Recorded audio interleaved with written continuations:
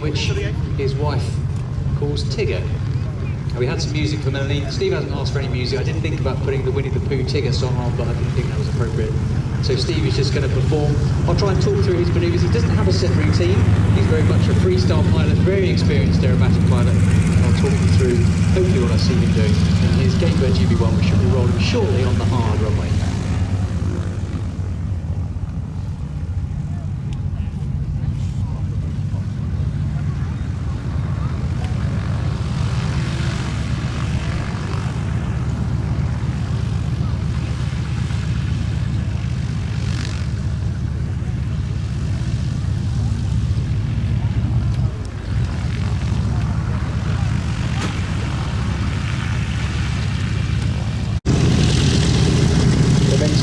Gamebird was the call from display control.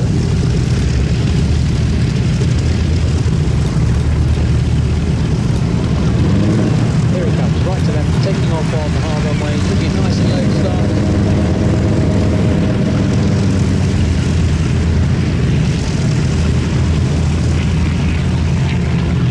Straight into the right, pushing up with the smoke on.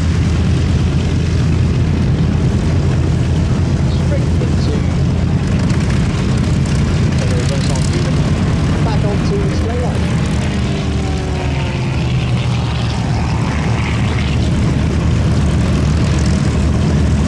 Fairly new aircraft, the Gamebird GB1, designed by Philip Steinbach, who designed aircraft the Extreme XA42, P41, which Steve knows very well.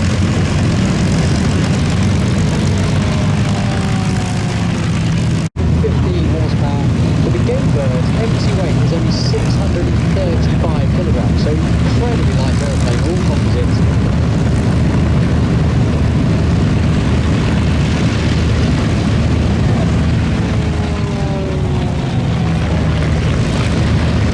Makes it a bit quieter than the Executive. It's got a four-blade propeller, which actually makes it a bit quieter. But a bigger wing surface is still stressed to +10, -10 G. Presentation rolls reverse water to around 0.1,000 feet. Bring it up to the right side, motor with straight turns up to that grand draw on the way down into a flat spin.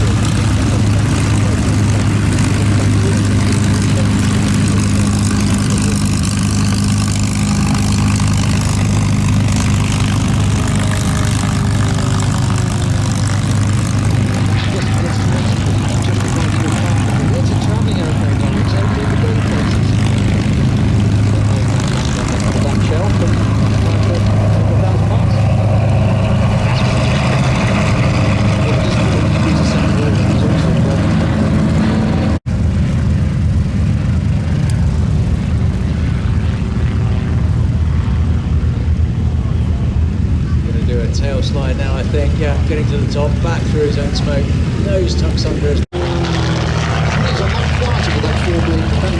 Makes a big difference here. We talked about hours and hours of practice. You're going to have to do it over somebody's house. Four-blade propeller actually.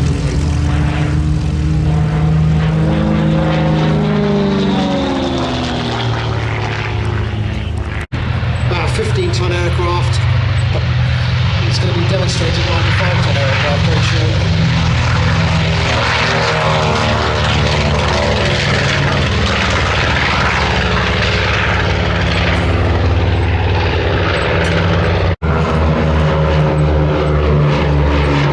Has to be brilliant.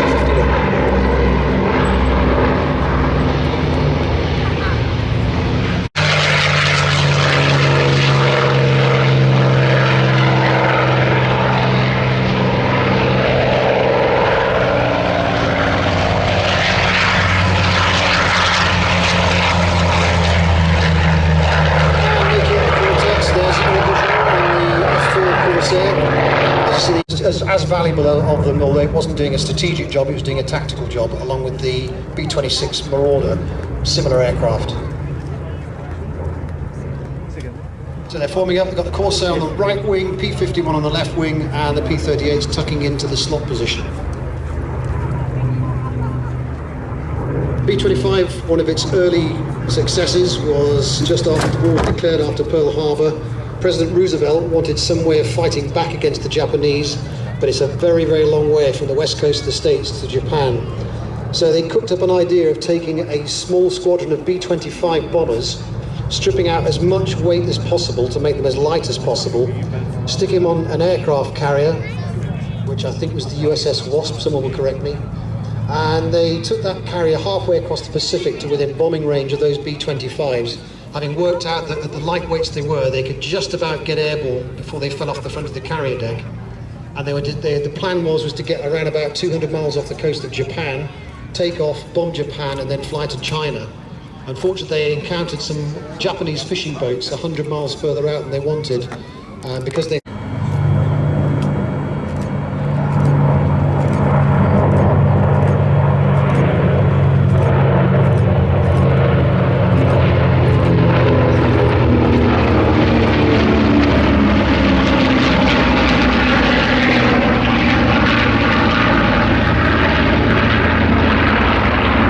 these are very, very skilled pilots to fly that close together in such a mixed bag of aeroplanes. I think it was mentioned before, it's much easier to fly in formation, especially aerobatically, next to an aircraft of the same type, because it weighs the same, the wing's the same, the power's the same, so there's not an awful lot to contend with.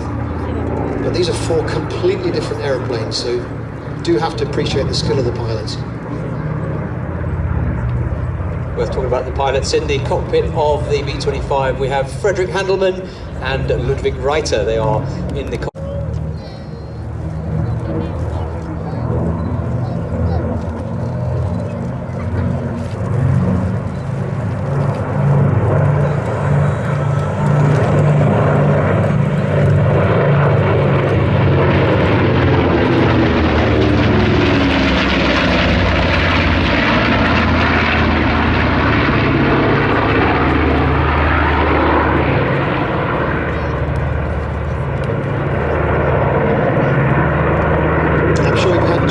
See the aircraft when they're parked down at the south end of the airfield. They're running around as our diamond formation. I think at this point the B-25 is going to pull up and do its solo display, and the other aircraft will then climb to height for what is a very spectacular aerobatic display to come.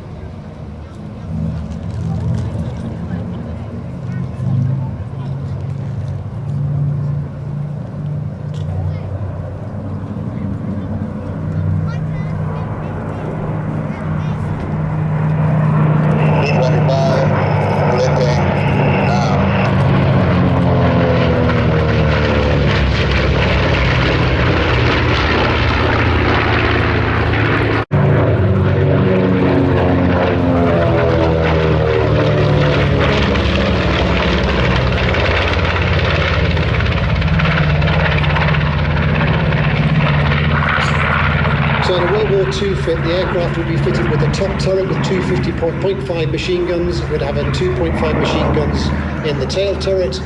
It'd also have 0.5 machine guns at the side, and also the pilot had 4 of them actually on either side of the cockpit to use for himself. So quite heavily armed, and you can imagine this airplane doesn't have any of those things. We've probably taken about a ton of ammunition and guns out of it, which is why it's so fabulous to fly around.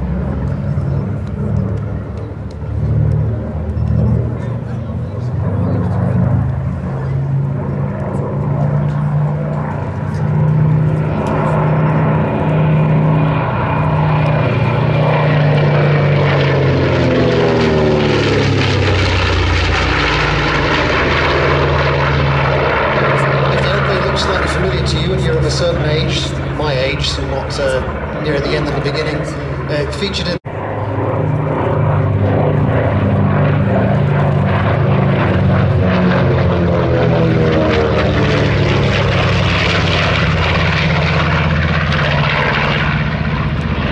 So for the Red Bull Air Force, this is actually a very practical aeroplane. This is effectively their crew transport as well as being a display aircraft. you might see on its next pass, it actually has on the left wing a little pod sticking out the wing, and that's a weather radar. So this is a very practical instrument-rated aeroplane. So the aircraft flew here from Salzburg earlier last week. I think it did the entire trip in less than 3 hours.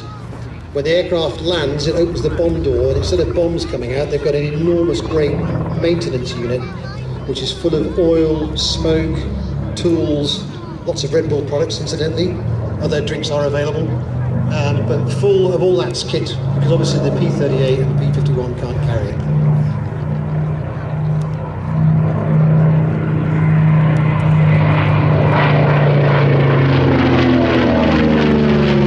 The last pass of the B25. Beautiful aeroplane, the sun glinting on that fantastic, highly polished skin. And it looks like a bomb door open pass.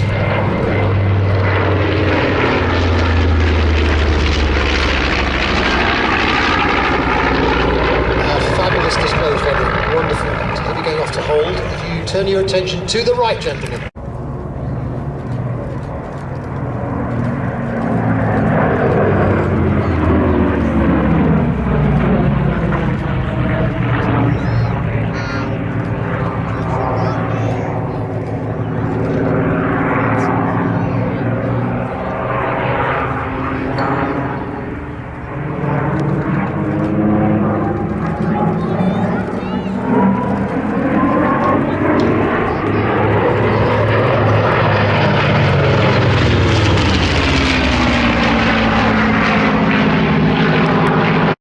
Completely unique twin tail boom design.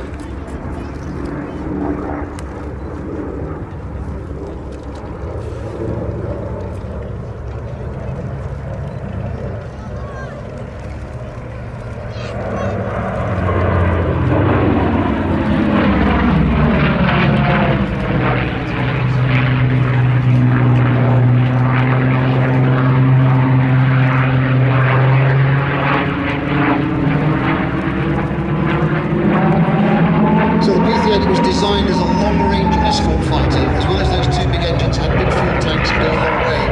It was introduced into the European theatre in 1943, but they had great difficulty getting the engines to work at the high altitudes. They hadn't predicted just how cold it was going to be in the European winter, and they had all sorts of problems getting the turbo superchargers to work.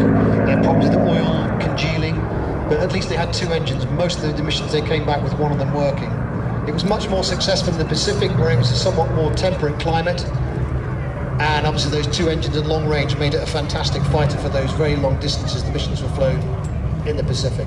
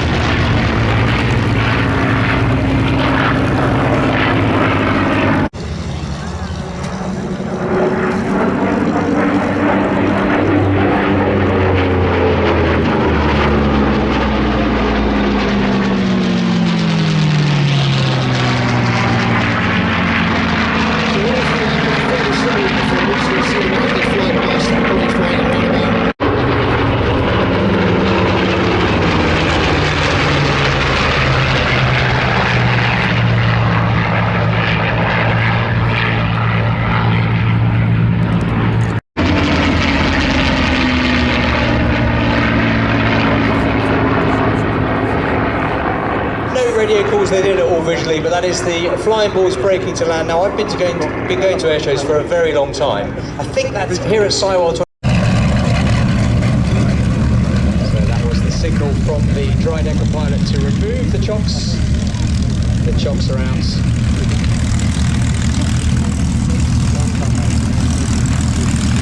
Holding the wingtip.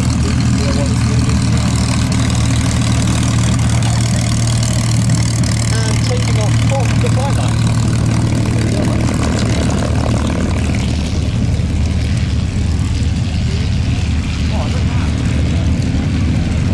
So we talked about the Bearcat and its rate of climb in World War II, and the Poppy Tridecker was effectively the Bearcat on its day. It's very rare to see these aircraft with original engines.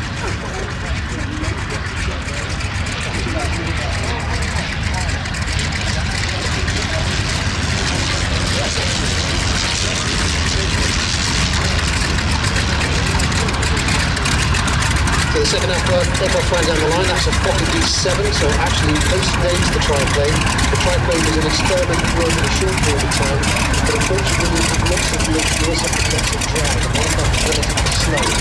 These are the two ones out of I actually got told off for calling it a triplane. It's a dry decker. I called it a triplane yesterday.